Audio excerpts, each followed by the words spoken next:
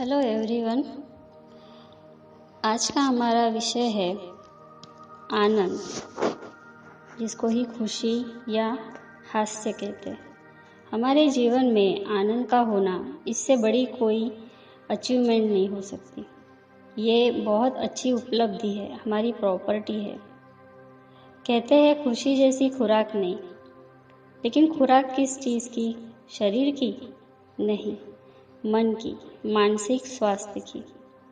हंसना और खुश रहना, दोनों में अंतर है। सिर्फ हंसना काफ़ी नहीं है, खुश होकर हंसना ज़रूरी है। हंसना मतलब स्माइल, चेहरे पे स्माइल होना, किसी की बात पे मुस्कुराना, ये सब अलग अलग स्टेप्स है। और अंदर से खुश होना, जो हमारे चेहरे पे एक्सप्रेशन द्वारा आते हैं।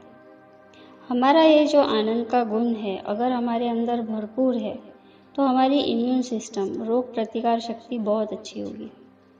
क्योंकि हम जितना जितना खुश होते हैं उतना उतना हमारा शरीर, हमारा मस्तिष्क खुशी के हार्मोन्स रिलीज करता है और वो पूरे शरीर में फैल के शरीर के हर एक ऑर्गन की रिपेयरिंग होती है। मेडिकल साइंस में ये प्रूव हो चुका है कि हमारे मन का हमारे शरीर पे कितना असर होता है। बहुत सारा, लगभग सारी बीमारियों का जो मूल कारण है वो हमारे मानसिक स्वास्थ्य पे निर्भर करता है। और हंसना एक बहुत अच्छी दवाई है। लेकिन खुश कैसे रहे और खुशी से हंसे कैसे? तो आज हम यहाँ पर छोटी छोटी कुछ बातें शेयर करेंगे। एक तो पहला है खुद का स्वभाव। स्वभाव को ऐसा बनाइए कि हमको हर छोटी छोटी बात में खुशी लेने की आदत हो जाए।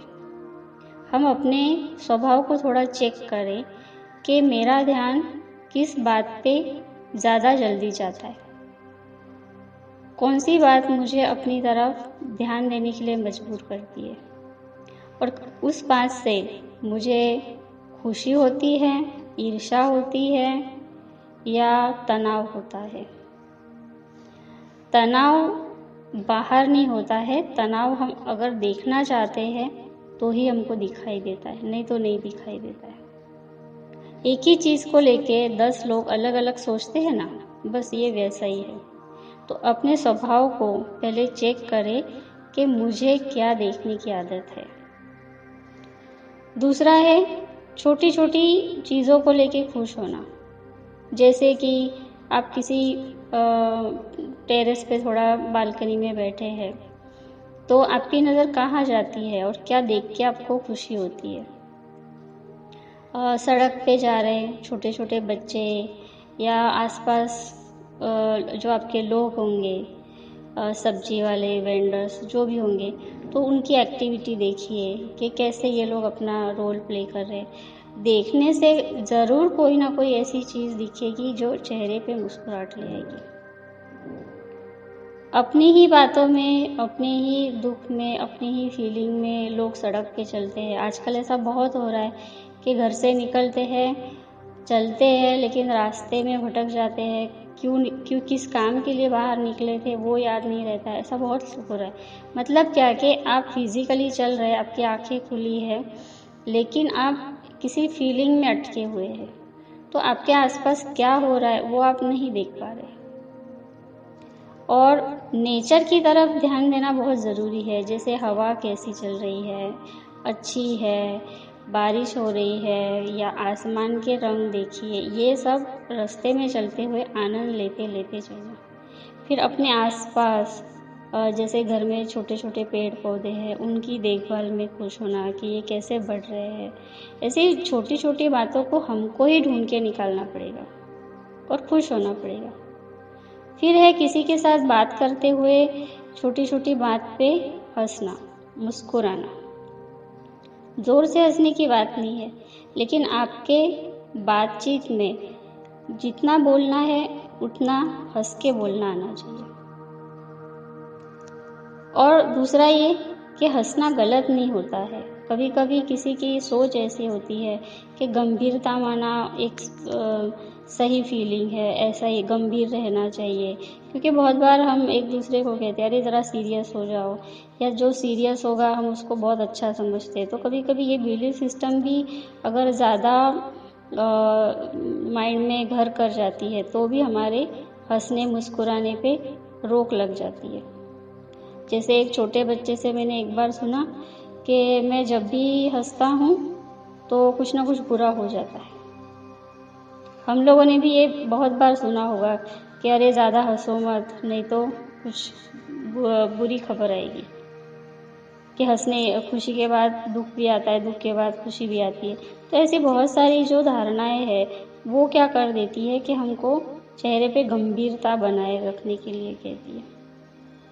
तो ज़्यादा से ज़्यादा समय ये कोशिश करें कि चेहरे पे स्माइल हो। इसके लिए आईने में थोड़ी थोड़ी देर के बाद चेक भी कर सकते कि मेरे चेहरे पे कौन सी फीलिंग है, गम है, खुशी है, ईर्ष्या है, गुस्सा है।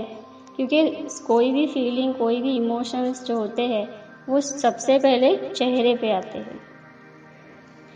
फिर है दूसरे की गलती पे बात करना छोड़ दे, ये बहुत ज़रूरी है। परचिंतन पतन का कारण है, हमने सुना भी होगा। क्योंकि दूसरे की गलती पे कब बात करते हैं हम लोग कि वो बात हो चुकी। अब जो बात हो चुकी जिसको हम बदल नहीं सकते, और किसी किसी का तो आदत ही होती है कि दो लोग मिलके तीसरे की बात करेंगे। तो उस समय आप थोड़ा चेक कीजिए कि आपके चेहरे पे कौन से भाव होंगे। क्योंकि हास्य आनंद किसी भी तरह से कम नहीं होना चाहिए। क्योंकि इसका इम्पोर्टेंस तो हमको पता है, लेकिन ये करना कैसे है आज हम उसकी बात कर रहे हैं। फिर है तुलना करना भूल जाए। इसकी तुलना अपनी औरों के साथ और अपने जो बच्चे हैं, पति है, उनकी तुलना फिर और किसी के साथ ये गलती से भी ना करें। सबसे ज़्यादा तनाव हमको इसी बात से होता है और हमारी चेहरे की खुशी गायब कर देता है। तो तुलना करना जब हम छोड़ते हैं तभी हम असली आनंद का मज़ा ले सकते हैं। तो आज हमने यहाँ पे छोटे छोटे बहुत सारे ऐसे नुस्खे देखे जो बहुत अच्छा काम करते हैं। अगर हम अपने आसपास अपनी ऐसी आदतें बनाए रखें और नज़रिया भी इसी तरह से रखें तो हो सकता है कि बहुत सारा परिवर्तन आ जाए। क्योंकि हंसने के लिए कोई दवाई नहीं मिलती है, खुशी ही एक दवाई है, और जो हम खुद अपने शरीर के लिए खुद बना सकते हैं। ठीक है, धन्यवाद।